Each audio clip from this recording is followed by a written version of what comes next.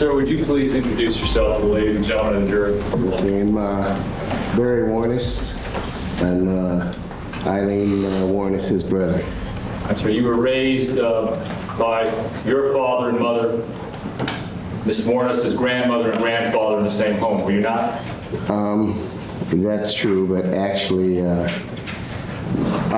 biologically, they're grandfather and grandmother, but legally, we adopted Aileen.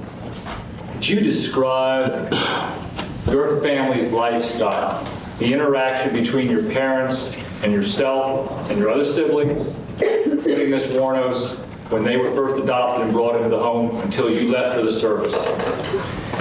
Well, I would say it was a normal lifestyle. We were pretty straight and narrow family. Very little trouble in the family. While Aileen was growing up, very little trouble from the day we picked her up at, I would say she was around 2 years old, to about 10 or 11 when I left for the service. And that's about all I can say. It was just a normal upbringing for all of us. Can you tell us some things about your father? What kind of a man was he? Well, he was kind of a disciplinarian when it came. Are you speaking to discipline or upbringing? Well, what was your impression of your father being brought up as a child? Well, he was a man with very strong character. Gentleman. He was laid down strong rules, but a man you could really look up to. Was he the kind of man that would beat a child? Oh, absolutely not. And all the time that you lived in that house with Aileen Wuornos, did you ever see him beat her? No. Well, tell us what you the interaction. Well, when you said yes, tell us, if you will, sir, in your own words, the interaction you saw between your father and Miss Wuornos from the time she came into your home until you left for the service. And take your time, sir. the interaction between my dad and Aileen. What kind of relationship did they have? Very good relationship until she reached about the age of 9, 10, and 11. About the time I went into the service, things began to get a little tight with Aileen, discipline-wise. She began, well, the tip of the iceberg there is when she got caught for shoplifting. She liked to toy with fire a little bit and got badly burnt once, but the only disciplines that were ever put down were grounding, and no spankings that I ever saw Aileen ever got, although in my day I got a few myself, but none for Aileen that I ever saw. Would you describe your grandfather as being an abusive person? Excuse me, her grandfather, your father. No, not at all. Like I say, I received normal spankings, but the general rule was grounding. You're in for 2 days or 3 days. That was it. After you left the service, did you stay in touch and contact with Ms. Wuornos? Well, I stayed in contact with my mom and dad and received, various bits and pieces of news about Aileen. Did your father and your mother provide her with a home, shelter, and food, and clothes? Oh, yes. This incident with the fire, did that require any type of medical care? Oh, yes, yeah. Was medical care denied to Ms. Wuornos? No. You know how your sister got to the hospital? No, I don't remember, although I know she did go to the doctor, and for a period of many months, she received salves and a gradual clearing of the incident, Was your father one of the people that helped to apply the salves and dressings to her and take care of her? Mom, basically. Mom did that, yeah. Will you describe your mother for us? Well, Mom was a very quiet, studious, kind of laid-back woman that very in the background sort of woman. Very much easier going than my father, and no punishment of any kind ever came from her sector, Did your father work or have a job? Oh, yes, yeah. What did he do for a living? He worked for Ford for a long time as an engineer, Chrysler as an engineer, and he got laid off from Chrysler, and for a short time he worked as a janitor in a school, and then went on to be a quality control inspector in Beaver Precision in Troy. Did your dad have difficulty in going to jobs on a regular basis? No, he's like me. He just doesn't miss any work. He didn't miss any work at all. We were very punctual and in our upbringing. That's one thing he never allowed, is to slackered as far as going to work or school. Wanted all the children to go to school? Oh, absolutely. Yeah, he was strong on school. In fact, he's quite disappointed. I started college at Open University and dropped out to go to the service, and he was a little disappointed in that. He wanted me to see that through, but he was big on education. Yeah. While you were growing up, your mom and dad and Aileen, was there another sibling also in the house? Like Keith? Keith, yes. Eileen's brother. Was Keith or Aileen Wuornos treated differently from you and your own sister? Not that I ever saw, no. How about disciplinary-wise? No. Well, I can only relate this incident. Now, I said I received a few spankings in my day, and there were times when Dad would discipline Aileen, and once I remember he was going to spank her. She brought up the fact that she was adopted. She said, "Don't lay any hands on me. You're not even my real dad." From that moment on, I never saw any attempt on part of my dad to physically even spank Aileen. But there were groundings. But that was normal in our family. Do you know when she first learned that she had been adopted by your mother and father? I can't give you a date on that. The only thing I can say is she brought that up during that time, and she was 10 or 11 at that time. How long before she knew that, I can't really say. Were you ever contacted by a Dr. Mann, a Dr. Toomer, or a doctor, excuse me, I'm trying to think, Dr. Mann, Dr. Toomer, and I'm losing Dr. Croft, excuse me. Any of those people ever contact you or try to speak with you? None of those names ring a bell to me. No one ever made any attempts to speak to you as far as those three individuals to learn anything about your family, yourself, your father, your mother, or your background? No. Are they psychologists or something, or what? You don't even really know who they are because they never No, I tried to have reach you. no idea, no. Thank you, sir. Nothing further. Hello, there you are. How are you, Mr. Wuornos? Fine. Don, stand up for one. Never? Okay. Do you recall receiving a call from Don Sanchez, an investigator in this case? You may never have seen him. No. You recall receiving a call from him and asking to talk to you about Lee's case? Sanchez? Yeah. No, not at all, no. Who have you spoken to regarding Lee's case? Well, various reporters naturally have called our house, and I've been in contact with Sergeant Leonard Goretzky, the Michigan contact. Basically, that's, and there was a movie producing lady that Jackie somebody, I think Jack was. Jerome? Yeah, there you go. We've turned all these people away from our door because we don't want to have any comment to do on that. The biggest contact I've had was with Mr. Gretzky. Okay. You talked to Sergeant Goretzky? Oh, yes. And you told him all sorts of things? Right. We made a tape interview about Eileen's background along with me and everything else. Did Sergeant Goretzky tell you why they needed that information? Well, she had just been picked up for, at that point, I don't think she had been tried with any of the murders involved. I think they told me that she had been involved in some car burglary or something like that. At that night, that's as far as he went. And you remember talking to a guy named Paget, an investigator from Citrus County, Florida? Yeah, I believe Paget, Leonard Gretzky, and Taddy were the one who conducted the interviews with me. Any of these guys, Taddy, the prosecutor, Paget, the investigator from Florida, or Goretzky, the investigator from Michigan, you said they told you that Lee had been picked up on something? Yeah. Mm-hmm. Did they arrest you? No. Did you write to anything like that? No, absolutely no. You sat down with them for a while, they turned your tape recorder on, you talked to them about Lee. Mm-hmm. Did you ever ask them to let you talk to Lee? No. Why not? Well, there was no reason for me to talk to her. How about that she's your sister? Well, no, it never occurred to me.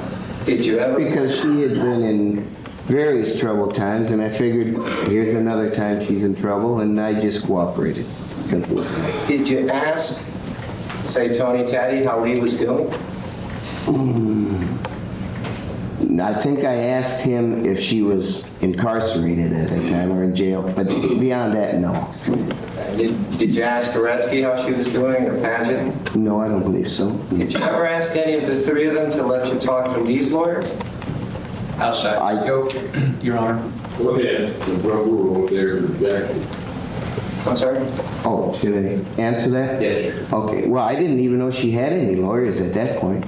I mean, there was no mention of that. You don't receive, you say you don't remember a few weeks back or a few months back getting a call from one of the investigators working for us. Objection asked and answered. What's the name?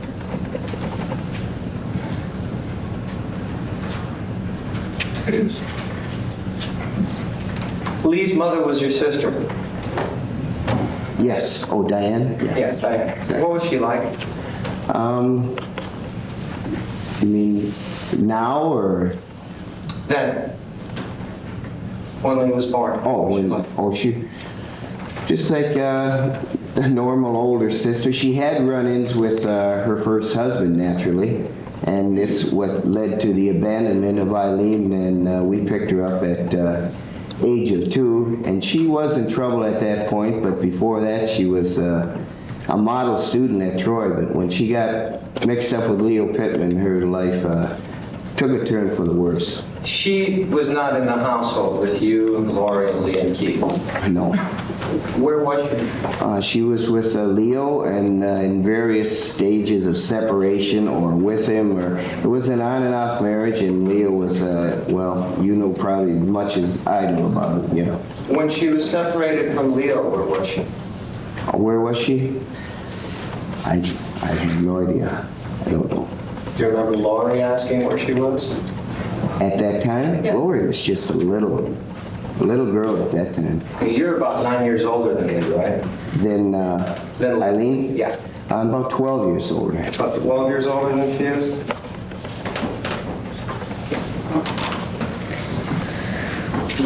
What about Eileen's father? What was he like?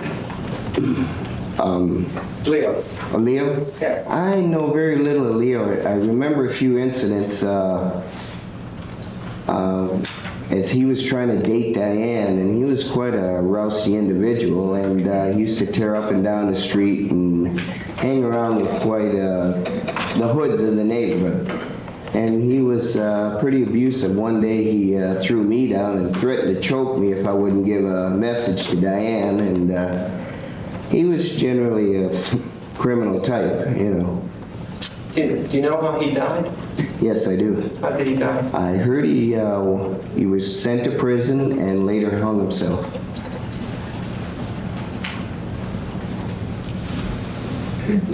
How old was Diane when she left the home? I think this is a quick guess, but I think she was 15 or 16 when she got married. I think, or yeah, somewhere around there. And then how old was she when Keith and Eileen were sent back to your parents? Well, it would have been 2 years later. Yeah. But Diane did not come back, right? Once she left the home, she never No. came back. No. Did you yourself have contact with Diane? Over the years? Yeah, well, between the time she left the home and the time she sent Lee and Keith to her grant. Oh, no. No contact with her at all?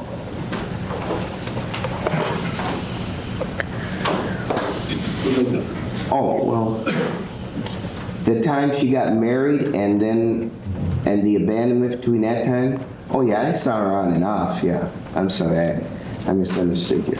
Did you find out why she didn't keep Keith and Eileen? Well, I'm vague on that because it wasn't discussed much in our family. It was a very sore spot. All I know is it was a troubled marriage, and why she left or how she left, under what condition exactly, I can't speak to that point. All I know is we went one day to pick them up. There they were in the apartment, Eileen and Keith, and we took them back home. The fire that you spoke about a little while ago where Lee was burned, you weren't at home when the fire happened, right? Yeah, I had to be at home, yeah, because I remember her face being badly burned. That was just before I went into service. Were you at the fire itself? No. You don't know how it started or anything? Only from hearsay from Lori, that's it.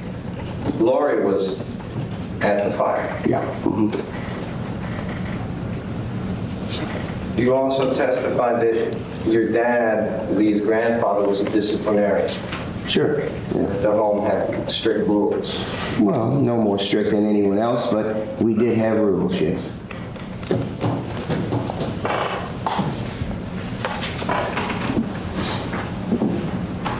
Do you remember an incident involving a cat that your father drowned? No, sure don't. You had left the home at that point. Objection, Your Honor. Withdrawn. How old were you when you joined the military, sir? I think I was 22, pretty sure.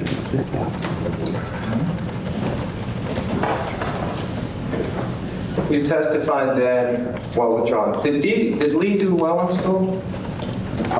Yeah, I think she always did well in school until she reached, well, I would say it'd have to be around the 9th grade, and she was a great artistic ability. And during her formative years at elementary and that, she was a very good student. Was she getting good grades? As far as I know, I never experienced anything bad about her report card, what I can remember. Were the school people indicating that she needed counseling, as far as you know? Not while I was at home, no. Did you ever hear your mother and father discuss any problems that Lee was having in school? I believe I heard something just before I went into service on truancy. There was a few questions on truancy. Do you ever remember them discussing whether Lee needed a hearing aid and whether the school people were saying anything about that? No, never heard anything about that. Was that a concern for anyone in the family as far as you recall? It's never been brought up as far as I know, yeah. Do you recall them ever discussing Lee needing to be seated in the front of the classroom or needing glasses? Was that a concern for anyone in the family? No. And do you ever remember anyone in the family discussing whether Lee had been given medication in the school, tranquilizers and things like that? Anybody in the family discussed or was concerned about that? No. Do you remember anybody in the family discussing whether Lee was having trouble understanding things at school and whether the people at school were saying anything about that? No, if anything came from that, it was after I... Excuse me. Objection, Your Honor, as to time frame. This is after this man had left the home. May have credited his time, sir. He had already left the home at that time. When did you leave the home, sir? like I said, I was 22 and I joined the service in January of '67.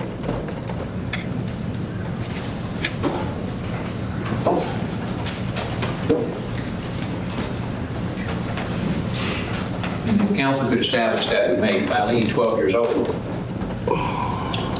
Actually, I don't think it was 11, 10, thank you. I defer. January 67 is 10, actually. January 67. Yes. Appreciate 11 months later. You don't recall anyone in the family discussing any problems Lee was having in school? No, I thought she was doing quite well while I was at home, yeah.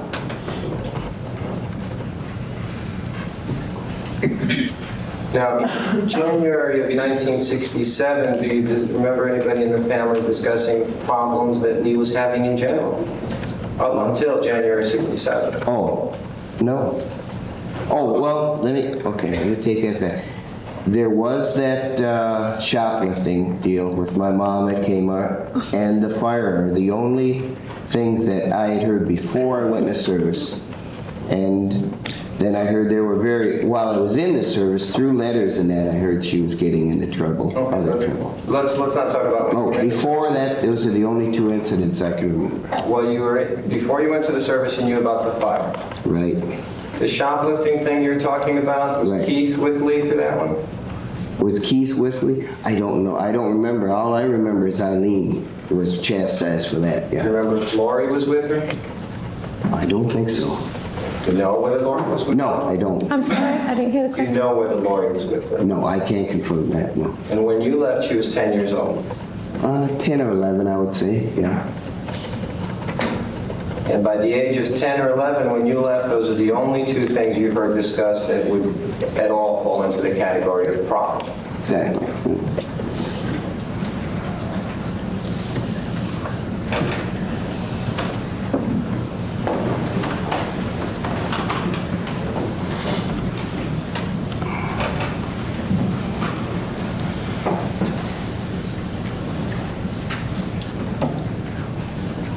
When was the last, what, John?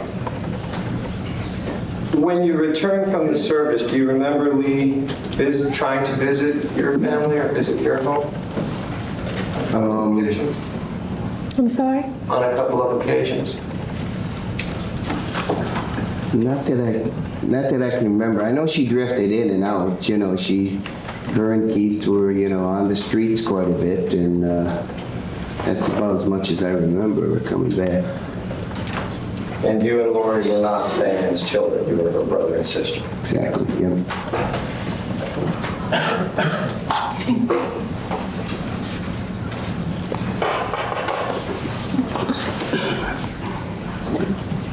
You don't have any water here, do you? Glass of water, please?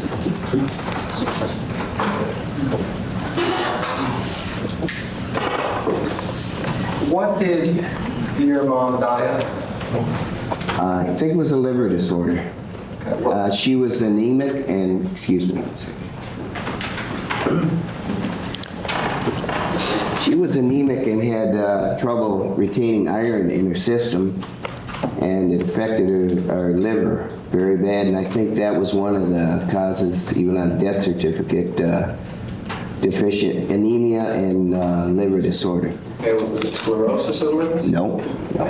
What did your father die of? My dad died at death certificates of accidental carbon monoxide poisoning. How did that happen? I came home one day and I parked in the garage, went downstairs to see him. He lived with us in Troy, and he wasn't there. And immediately I was kind of scared, because if he wasn't upstairs where I saw with my wife downstairs, I went back in the garage and he was dead behind the wheel of the car. And I didn't even see him when I pulled my car in right next to him. Did your dad drink? Yes, he did. Did he drink often? I would say he had probably one bottle of wine a day. Never more, and hardly, well, I won't say less, because he had periods where 2 or 3 times in my lifetime where he tried to dry out completely, and he did for like a year at a time. But he would complain, he had bad pains in his legs from the war. He had some war wounds, and he always claimed that the wine is the only thing that could ease that pain. So, but it never affected his work record or anything. You do not currently reside in the state of Florida, correct? No. How did you get to report today? I was flown in. Who flew you in? These gentlemen here. Did you ever ask these gentlemen here to let you speak to Lee? No. Irrelevant, Your Honor. Is there objection? Objection, Your Honor. Did you ever ask these gentlemen to let you speak to Lee's attorneys? Objection, Your Honor. Counsel could have spoken to this witness. He had his name since February of last year. He chose to do so. Well, for this trial on the speech, Your Honor, it's not even what I was asking about. The objection, Mrs. Name. Thank you. For that question, you have. I'm sorry? Answer the question you have.